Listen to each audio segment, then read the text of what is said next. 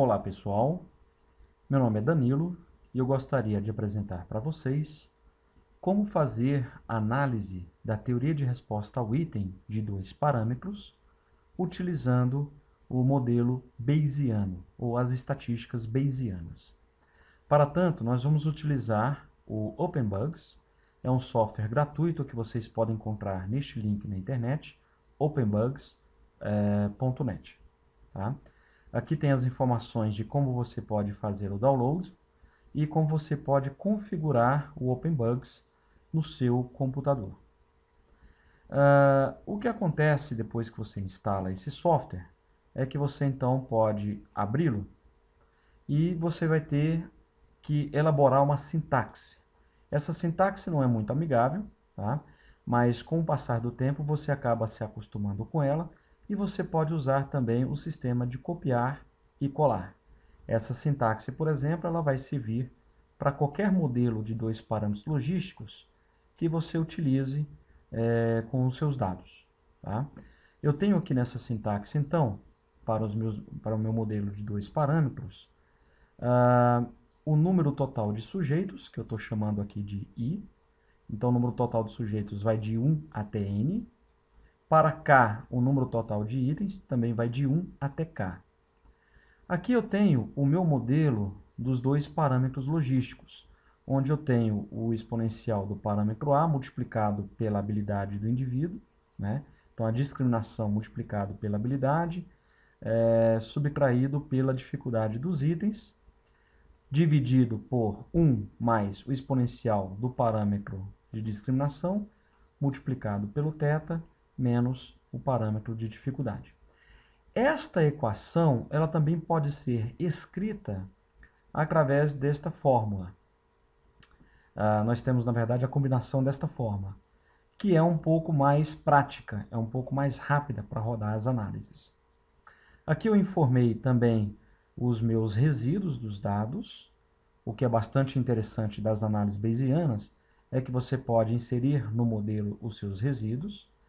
E aqui há o θ, que é a habilidade do indivíduo, né? Então, o θ do indivíduo, ele tem uma distribuição normal, com média 0 e desvio padrão igual a 1.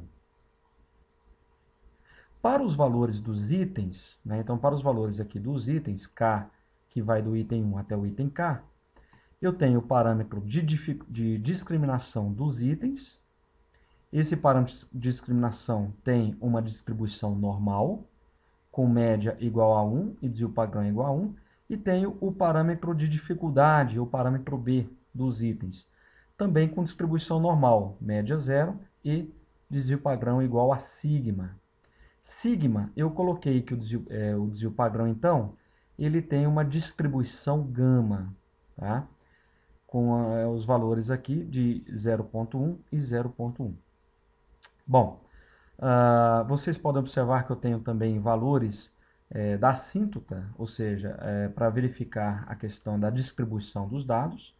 Então, a análise bayesiana serve tanto para os dados normais quanto os dados sem distribuição normal, né? E aqui você computa, então, a probabilidade posterior dos dados. Então, este aqui é o meu modelo, que vai do primeiro parêntese até o segundo parêntese aqui, o último parêntese aqui embaixo. Eu coloquei aqui os dados a priori, que são os valores a priori que eu posso ter dos dados. Aqui, por exemplo, eu posso ter os valores iguais a 1 para o índice de discriminação dos itens e valores iguais a 0, por exemplo, para os parâmetros de dificuldade. Eu coloquei menos 2, pode ser ele também igual a 0. Isso vai depender de como você quer iniciar os dados a partir das suas análises bayesianas. Tá?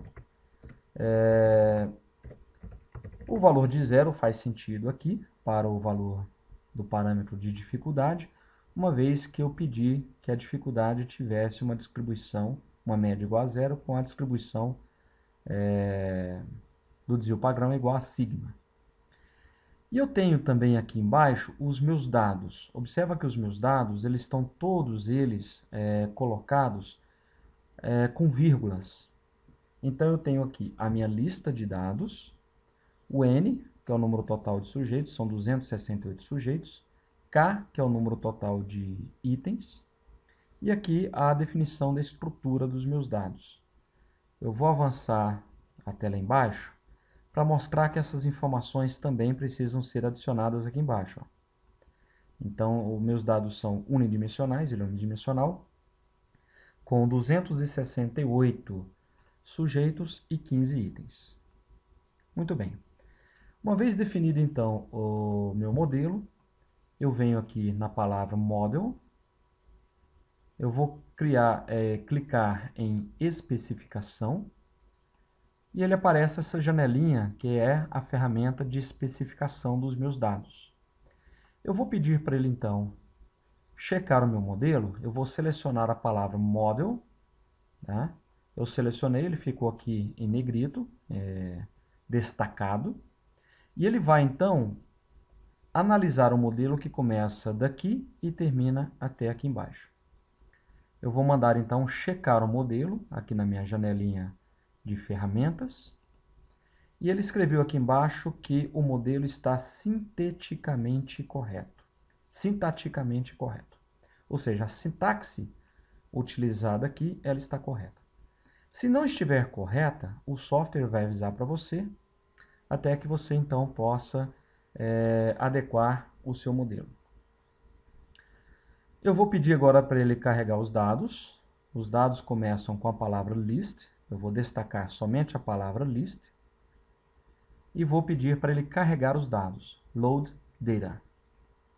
E ele escreveu aqui embaixo que os dados foram carregados. Muito bem. Como eu tenho dois valores a priori, um valor de A e um valor de B, eu posso pedir para ele fazer com um canal ou dois canais. Se, por exemplo, eu coloco dois canais aqui, ele aparece então a opção de você colocar dois canais aqui. Se você quer trabalhar apenas com um canal, ele vai trabalhar com apenas um canal aqui embaixo. Ok? Eu vou trabalhar com apenas um canal por causa da quantidade de processamento que o computador vai ter que calcular. Vamos pedir para ele compilar então esses dados com apenas um número de canais. O canal do Markov Chain Monte Carlo. Ele compilou para mim os dados com apenas um canal. Eu tenho aqui então esses valores a priori. Eu posso ou simplesmente pedir para ele iniciar os valores a priori, né? Ou eu posso pedir para o programa gerar esses valores a priori. Ele fala que os valores iniciados então foram gerados e que o modelo foi corretamente inicializado. Muito bem. Agora eu vou pedir aqui em inferência samples, que são as minhas amostras. E eu vou colocar nas minhas amostras, olhando aqui, eu vou colocar os valores que eu estou solicitando, né? O valor de θ, eu vou escrever então θ, e vou clicar no botão Set. E ele aparece aqui embaixo para mim, θ. Eu vou pedir para ele colocar o valor do parâmetro de discriminação, que é o A, Set, e o B, Set. Posso pedir também aqui o valor de sigma, que é para verificar qual é o desvio padrão do total de B. Set. Ok. Então eu tenho A, que é a discriminação dos itens, B, que é a dificuldade, sigma, que é o desvio padrão do valor de dificuldade, e o θ, que é a habilidade dos indivíduos. Eu vou pedir também para que ele me dê informações do critério, né? Aqui chamado de DIC, ou Deviance Information Criteria. Eu vou pedir para ele set dentro do asterisco, ele vai aparecer para mim aqui o valor de y e vai aparecer o valor de a. Tá? Agora eu vou pedir para ele atualizar este modelo. Tá? Então tem aqui modelo, update. E observem que na atualização do modelo, ele está me dando uma reamostragem de 1000. E eu vou aumentar isso para 10.000. Tá? Então terei uma reamostragem Markov Chain Monte Carlo, chamado MCMC, com valor de 10.000. E ele vai atualizar aqui o número de interações a cada 100 iterações, até chegar no valor de 10.000. Eu vou pedir para ele fazer isso, ele já está calculando, e ele está dizendo aqui embaixo que o modelo está sendo atualizado. Muito bem. Enquanto ele atualiza aqui, eu vou abrir o meu Excel e vou fazer uma comparação com a TRI. Eu tenho então 268 sujeitos daqueles mesmos 15 itens. Eu vou comparar o meu TRI com aquele software que nós adicionamos no Excel. Tem um vídeo meu que eu mostro como se faz isso. Vou começar então aqui o assistente. Eu não tenho nenhum nome dos itens e nem sujeitos relacionados. Os meus itens são dicotômicos, valores ausentes codificados como NA. Eu quero então um modelo de 2 parâmetros logístico. E eu quero que ele me dê a teoria clássica dos testes, a estimativa dos parâmetros, curva característica dos itens e as funções de informação. Pronto, já calculou. O meu alfa é de 0,79, né? 268 sujeitos. Está aqui toda a estatística clássica destes itens. Tá? E tem aqui a estatística dos parâmetros da teoria de resposta ao item. Tem a curva característica do item mostrado aqui, e a curva para cada um dos itens. Aqui a curva total, curva característica do teste. E aqui são as curvas características dos itens. E mais embaixo eu tenho a função de informação, tanto do teste como dos itens. Então essa é a função de informação do teste. E aqui embaixo eu tenho as funções de informações dos itens, dos 15 itens avaliados. Tá? Então você pode ver item por item. Eu vou então selecionar o parâmetro aqui de dificuldade e o parâmetro de discriminação e parâmetro de dificuldade. Tá? Vou abrir aqui uma nova planilha, parâmetro A e o parâmetro B. Para facilitar a nossa visualização, eu vou diminuir isso aqui para apenas 2 casas decimais. Ok. E eu vou colocar aqui os valores do A bayesiano e posso colocar também o valor do B bayesiano. Vamos ver aqui. Ele já terminou o meu modelo, levou 99 segundos para fazer esse cálculo todo. E agora vem aqui o nosso segredinho. Vou fechar algumas janelas, que eu já não preciso mais. Tá? Eu vou pedir então para ele me passar o parâmetro A. Aí ele me dá aqui as estatísticas do parâmetro A. Ele aparece então dos 15 itens. Eu tenho a média de cada um dos parâmetros do item. Eu tenho o desvio padrão deste parâmetro. Eu tenho o erro do Markov, da reamostragem. Eu tenho o intervalo de credibilidade, tá? Aqui no caso de 2,5%, que é o valor posterior deste modelo. Eu tenho a mediana, então ele me dá a média e a mediana. Pode observar que os valores eles são ligeiramente diferentes. E eu tenho também o valor aqui do limite superior de 97,5%. Então ele mostra que eu tive uma reamostragem de 10.000, tá? São 10.000 interações que ele realizou. Vou pedir aqui para o parâmetro B, de dificuldade dos itens. Vou pedir a estatística do parâmetro B, então ele me dá aqui embaixo. Então eu tenho o parâmetro B, mesma coisa, média, desvio padrão e os valores com o intervalo de credibilidade. Vou pedir o sigma, a estatística aqui, e vou pedir também o θ, estatística do θ, onde é a habilidade para cada indivíduo individualizado. Então são 268 indivíduos, e ele me deu aqui o θ para cada um desses indivíduos. Ok.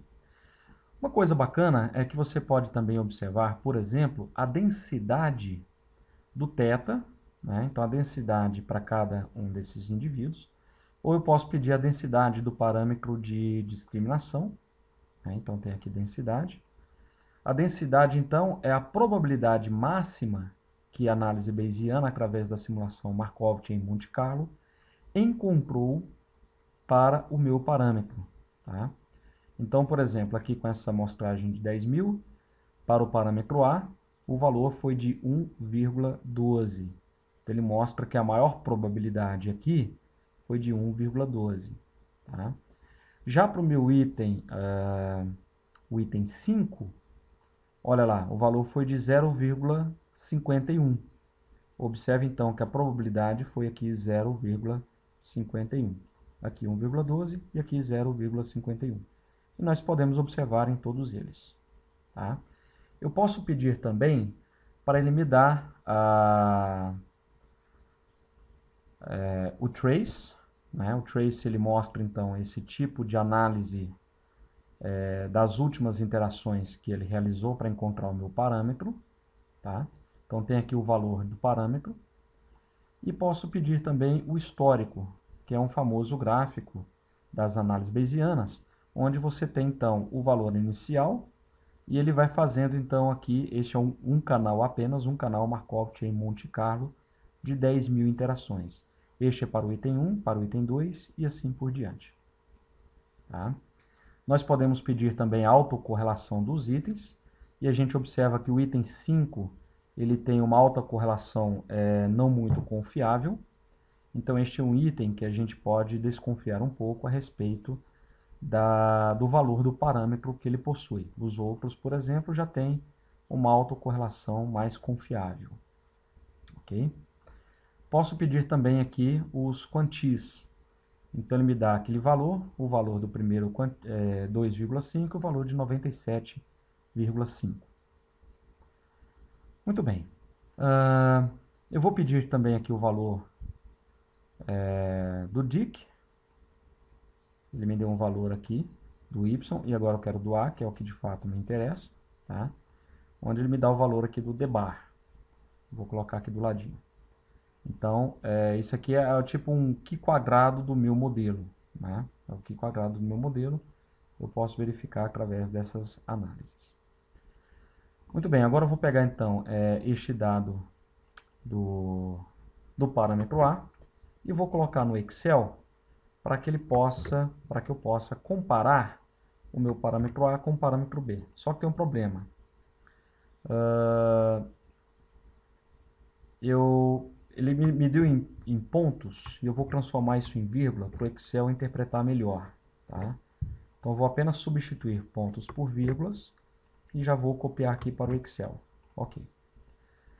Tem um detalhe. A análise bayesiana, através da simulação Markov em Monte Carlo do OpenBugs, ele me dá o valor da discriminação, né? E eu preciso, então, multiplicar este valor desta discriminação por 1,702, que é a constante do parâmetro de discriminação. Então, aqui ele já está totalmente multiplicado. Eu vou melhorar aqui só para a gente visualizar um pouco melhor. E vou pegar este valor e vou colocar ele aqui para eu comparar. Muito bem. Se eu observar, por exemplo, este valor com este valor aqui, tá? Eu posso, para mostrar a relação entre os dois, então eu tenho uma relação linear e um modelo que ele é muito bom. Olha lá, 0,987, o R ao quadrado. Quer dizer que a minha estimativa bayesiana ela está acurada. Tá?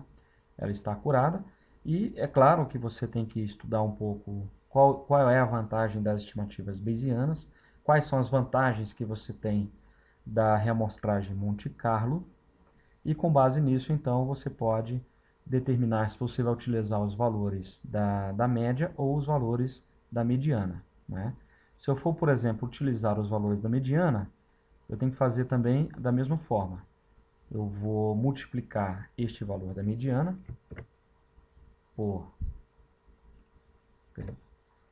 igual este valor multiplicado por 1,702. Ok, tem este valor aqui. Eu vou colocar ele aqui deste lado. E posso comparar também agora o parâmetro A, lá da estatística clássica, com o parâmetro bayesiano, só que agora utilizando a mediana. Tá? Então, vou escrever aqui A, Bayes, só que a mediana. Ok? Isso para ficar um pouco mais claro para a gente lembrar. Bom, então eu vou pegar este valor aqui, com este valor aqui, e vamos verificar qual que eu posso utilizar de maneira mais confiável. Também ele é bastante alta, 0,987 e aqui 0,9873, né? Ou seja, qualquer um que eu utilizar, eu vou ter uma confiabilidade dos meus dados. Tudo bem? Bom, pessoal, então é isso. Eu tenho a estimativa bayesiana para os meus parâmetros de discriminação, para o parâmetro de dificuldade, né? E tenho também para o meu θ. E aqui eu tenho a discriminação do meu modelo utilizando o critério de informação do desvio chamado deviança. Ok? Muito bom. Até a próxima e muito obrigado.